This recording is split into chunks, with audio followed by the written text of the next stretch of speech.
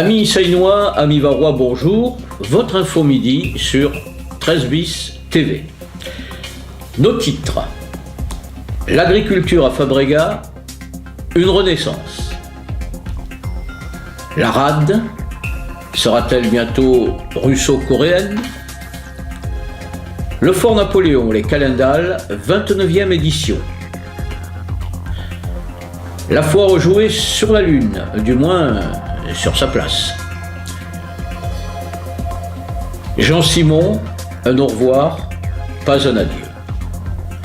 Sport, handball et la météo du jour. L'idée d'un retour au maraîchage sur le site historique de Fabregat était depuis quelques années en jachère. Mais elle a bien germé et samedi, Marc Vuillemot a intronisé l'exploitant de 3,5 hectares cultivables. Bruno Auberti, car c'est de lui qu'il s'agit, cet agriculteur passionné, s'est vu confier cette tâche noble entre toutes. Le maire lui a solennellement et officiellement remis les clés du nouveau domaine. Les partenaires en présence interrogés ont tous largement insisté sur l'enjeu environnemental, la préservation du littoral et la dimension pédagogique que recouvre cette réussite. Celle-ci, du reste, s'inscrit dans un contexte plus large dont nous aurons l'occasion de reparler certainement. La société Russo Yachting, un des leaders de la fabrication de gréements et de voiles sur le littoral, a accueilli une délégation de businessmen sud-coréens. La raison ? Finaliser un contrat de 48 000 € avec le chantier asiatique Samyu S-Tech Company, afin d'équiper un navire de 22 mètres, le plus grand catamaran à passagers de Corée, destiné aux croisières touristiques dans la mer du Japon. Certes, les habitants du pays du matin calme ne sont pas des gens à vous sauter au cou et leur anglais approximatif ne fait rien pour le rapprochement des peuples. Mais le patron du Russo Yachting n'était pas là pour des échanges culturels. Jean-Michel Russo, c'est son nom, ne s'enflamme pas pour autant. Vu la crise, il se dit qu'il faut attendre avant de voir venir. Mais il est satisfait de ce marché. Cependant, il mise sur le futur port de plaisance Michel Pacha, perspective moins ponctuelle et plus sûre dans la durée. Les Lorrains que sont Brigitte Galewski et Jean-Louis Leblanc, nos reporters citoyens, vont finir par prendre l'accent du Midi à force de fréquenter les lieux culturels et musicaux locaux. Ils étaient samedi au 29e Calendal du Fort Napoléon. Vous aurez l'occasion de voir sur 13 bis TV le reportage en entier dans quelques temps. Mais en attendant, un extrait pour votre info midi d'aujourd'hui.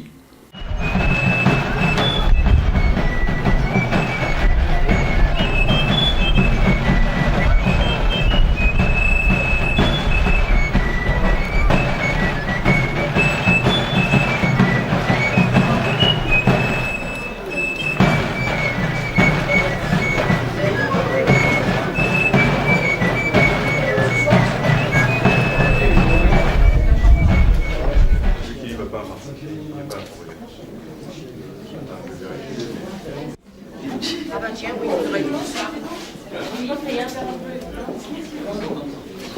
Oui. Bonjour.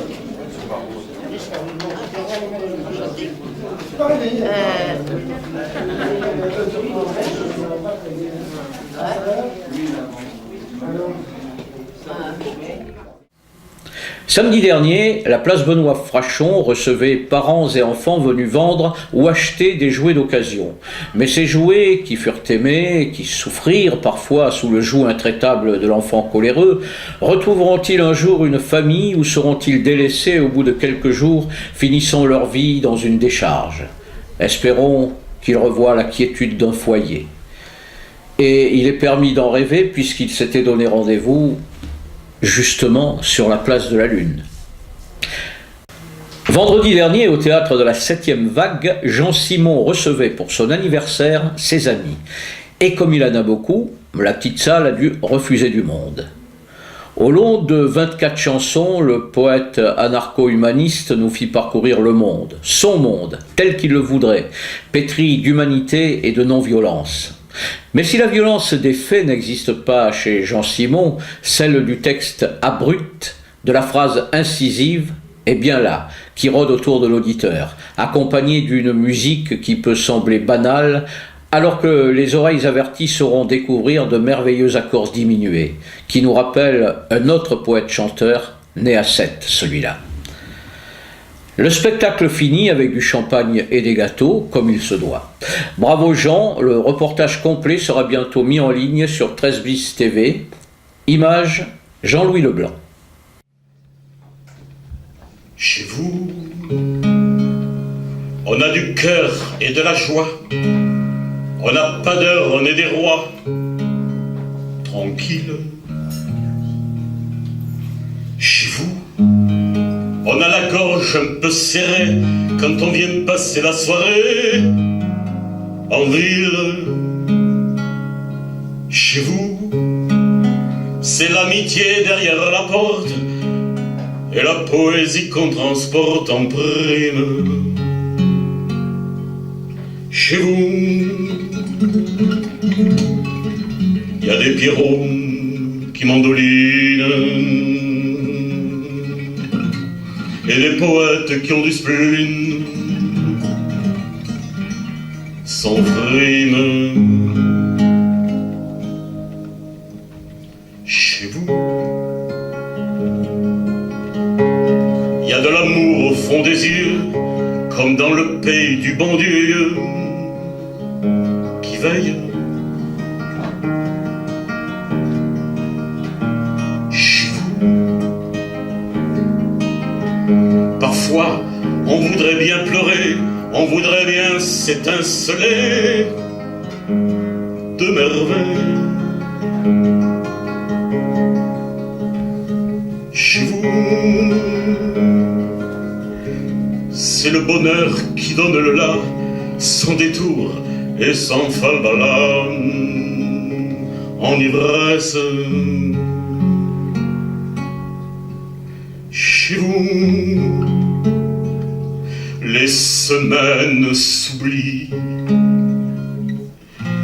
derrière votre panoplie. Votre panoplie de tendresse.